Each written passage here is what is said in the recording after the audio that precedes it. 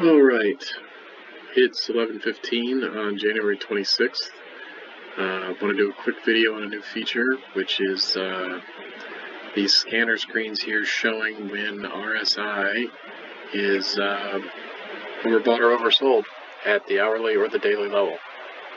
For those of you who aren't familiar, RSI is a oscillator. It's pretty standard in most trading platforms. It just measures readings between 0 and 100 and tells you if the reading is above 80, it tells you that it's overbought. If the reading is below 20, it tells you that it's oversold.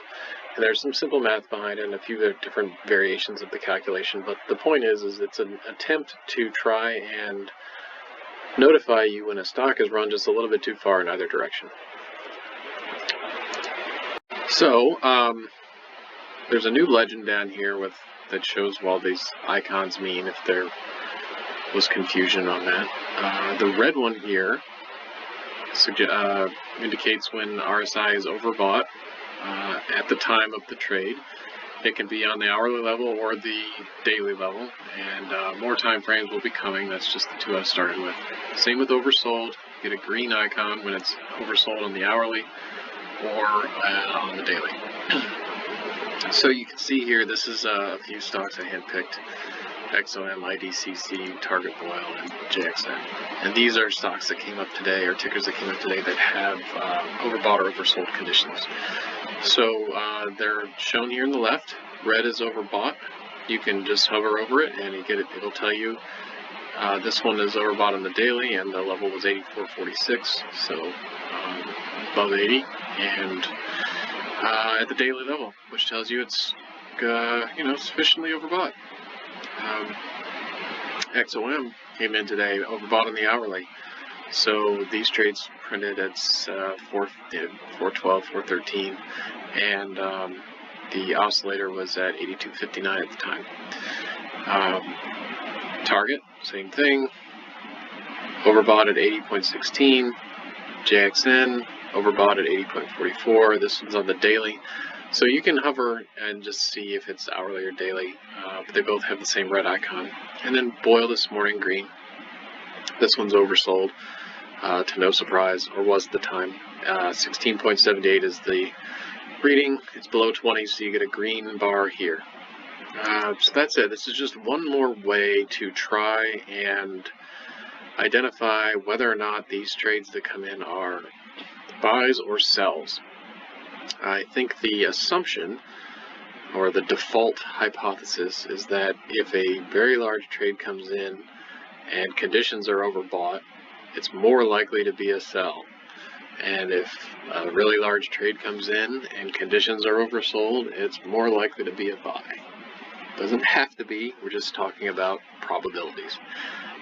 This morning we saw that happen with Boyle. If I pull up the Boyle chart, we got this trade right at the open. Conditions were oversold right at 9:30 because this thing's been dropping forever. And it meandered a bit, but then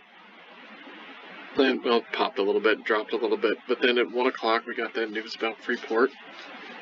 Up it goes. So you had two clues here that this might happen, even if you knew nothing about any news coming out, which you probably wouldn't know unless you were connected. You saw a trade come in. It was reasonably large. This was 3.5 times average size, which for these leveraged ETFs is sufficiently large. It was ranked 36th, so you have a ranking here. You have oversold conditions here, and you have a reasonably large trade. This was 450,000 shares. So you might be able to surmise that that was a buy, or have more confidence that that was a buy, if there was any ambiguity. And if you would have bought here, you could have got this little pop here. I suppose you could have got that small pop right at the open. You could have got a slightly bigger one between 10 and 10:30. And if you held even longer than that, you could have maybe got one of these. So that's that. I haven't looked at this yet, but I want to look at Exxon together. Pretty big name, pretty important stock. It was overbought on the hourly, I think. So yes, hourly. So this trade came in here, right at the high, right at the close, and in overbought conditions. So this suggests to me as if it weren't already, somewhat obvious after a $4 run and 4.5% move, that this is much more likely to be a sell than a buy. If we look back, go back another day, it looks even more like a sell. We had a little creeping up, we had a big trade here, we got a pop and then a big rally, and this is likely to be a sell. Now, a word on buying versus selling. I think there's an assumption, and I've made this mistake myself, that if a trade is a sell, that price has to immediately drop, and if a trade is a buy, price has to immediately go up, and that doesn't always work that way. You saw with Boyle, you got a buy here, and price did go a little bit lower, so they bought on the way down. We got a little chop, so it wasn't obvious, but a buy, as price is falling, can still be a buy. They don't have to tick the exact lows. They often do, but they don't have to. So when price was here, it still probably wouldn't be reasonable to imagine this trade being a sell, because you had this oversold condition. It was reasonably large. Turned out it was most likely a buy. We ended up higher from this point. It's red on the day, but it was close higher than this print. Likewise with XOM, my expectation is that this will resolve lower, but selling takes time and you never know how much they have to sell. So this might be one trade that, one of many. Maybe at the open tomorrow there'll be more selling. Maybe it'll go a little bit higher first and they'll sell a little bit more. It's really difficult to tell. But it does suggest that the probabilities are in your favor, that this is less likely to continue to go up when you have overbought conditions at the hourly level in this case, and a large trade that comes in after a decent rally here over a couple of days. And as always, this is not an invitation to take a short position. I mean, some people will, and that's fine, but these signals are, these sells that come in at highs are more often suited as exit signals for existing long positions than entry signals for short positions. And that's just a function of the fact that it takes a long time for selling to complete, and the longer the move, the more selling there has to be done. And they will keep price propped up for as long as they need to unload all their inventory. And sometimes that's a half an hour, and sometimes it's a week and a half. You just can't ever tell. But so the takeaway is, this is a good spot if you were long to trim it or hedge it or close it or protect it in some way.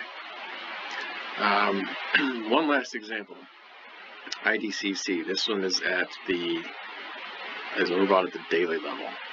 So is JXN. I think I posted IDCC, so let's do JXN. JXN overbought at the daily level and closed on the high, not surprisingly. You would expect that because it's overbought. If we zoom out, we're likely to see that it's been going up for quite a while. And lo and behold, it has. So pretty much a straight shot since whatever day this was, 15th maybe, 13th. No pullbacks of any consequence. It's gone from 36 to 44, so I don't know, 20% or so. And now it's overbought. And you can see here in the profile, they accumulated a ton of it over several days, and they sent it back up, and then today they started closing. So if we choose this, we'll see more trades up here most likely,